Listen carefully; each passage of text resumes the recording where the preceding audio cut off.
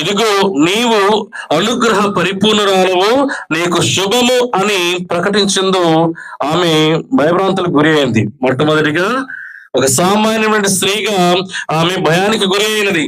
అయినప్పటికీ కూడా చివరిలో మనం గమనిస్తే, ప్రియ దేవుని బిడ్డలారా, ఇదిగో నేను ప్రభువు దాసురాలను, నీ మాట చొప్పున నాకు జరుగునుగాక అని ఆమె యొక్క జీవితాన్ని సంపూర్ణముగా సమర్పించుకున్నది. ప్రియ దేవుని బిడ్డలారా, మరియ తల్లి జీవించినటువంటి సమయంలో స్త్రీలకంతా ప్రాధాన్యత లేదు సమాజంలో.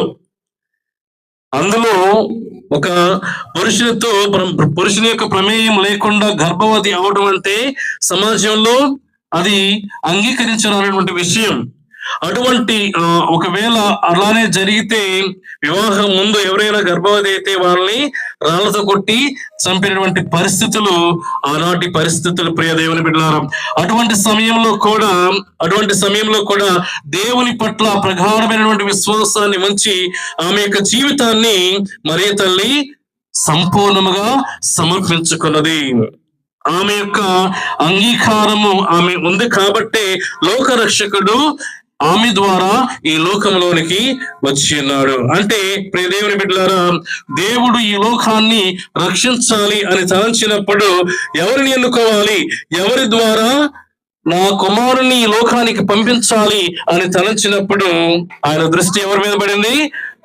మరియ తల్లి మీద పడినది. ఎందుకంటే మరియ తల్లి పవిత్రమైనటువంటి జీవితాన్ని జీవిస్తూ ఉన్నది, విశ్వాసంతో కలిగిన జీవితాన్ని జీవిస్తూ ఉన్నది. కాబట్టి ఆమె దేవుని దృష్టిలో ఒక నీతిమంతురాలుగా, పరిశుద్ధురాలుగా గుర్తించబడింది. కాబట్టి దేవుడు ఆమెను ఎన్నుకొని ఉన్నాడు. Praise the Lord, praise the Lord, praise the Lord.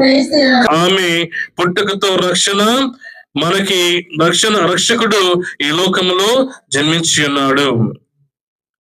ఆమె గాని నాకెందుకు ఈ తలనొప్పి అని తిరస్కరించినట్టయితే బహుశా ఇంకా దేవుడు ఆగేవాడేమో ఈ లోక రక్షకుడిని ఈ లోకానికి పంపించడానికి. మనం అనుకున్నంత సులభము కాదు ప్రియ దేవుని బిడ్డలారా. ఆమెలో ఉన్నటువంటి సుగుణాలను మనం చూస్తున్నట్లయితే ప్రియ దేవుని బిడ్డలారా, విశ్వాసము, దేవుని పట్ల ఉన్నటువంటి విశ్వాసము. ఎందుకంటే భవిష్యత్తులో ఏం జరగబోతున్నదో కూడా తెలియనటువంటి పరిస్థితుల్లో ఆమె దేవుని మీద విశ్వాసాన్ని ఉంచింది. నాకు ఏమి జరిగినా పర్వాలేదు, కానీ నేను దేవుని యొక్క రక్షణ ప్రణాళికలో భాగస్వాములు కావాలి అని తలంచింది.